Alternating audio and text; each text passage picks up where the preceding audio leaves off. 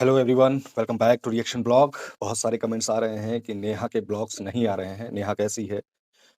Actually जित जो भी इन्फॉर्मेशन मेरे पास आ रही है, उसके हिसाब से नेहा एकदम ठीक है और अपने मायके में है।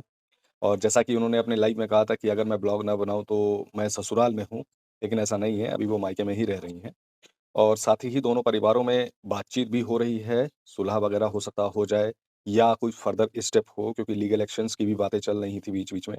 तो फर्दर अभी क्या है, कोई इस प्रकार की अभी जानकारी हमारे पास नहीं आई।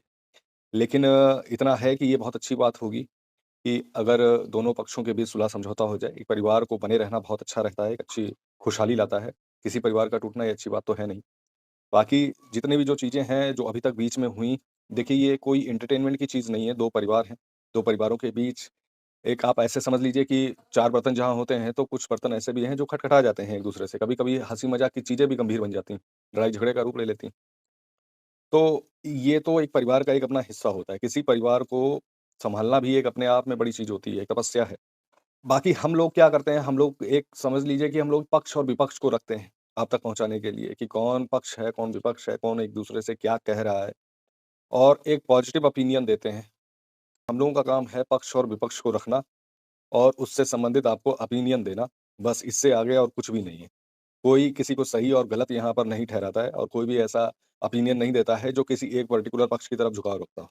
कहने का मतलब ये है कि दोनों परिवार एक-दूसरे से बातचीत करें अच्छे से, एक-दूसरे पे बैठ के टेबल पे टॉकिंग हो, तो ज़्यादा बेहतर रहेगा। किसी भी परिवार में अगर कोई ऐसी बातचीत पहले ज़माने में जब होती थी, तो क्या होता था कि घर के बड़े-बूढ़े जितने भी होते थे, सभ्रांत समाज के व्यक्ति होते थे, उनको बैठ के बातचीत हो जाया करती थी और बातें सही हो जाती थी या फिर पूरी तरह खत्म हो जाती थी। तो फर्दर देखिए क्या है कि किसी भी चीज़ को, किसी की लड़ाई को भी एंटरटेनमेंट के रूप में देखना तो बहुत गलत चीज़ है, क्योंकि ये किसी के लिए एंटरटेनमेंट हो सकता है, लेकिन उनके लिए बड़ी आफ़त होती है। अब लीगल एक्शन की बातें हो रही थी, फर्दर अभी कोई इन्फॉर्मेशन इस चीज़ को लेके नहीं आई है।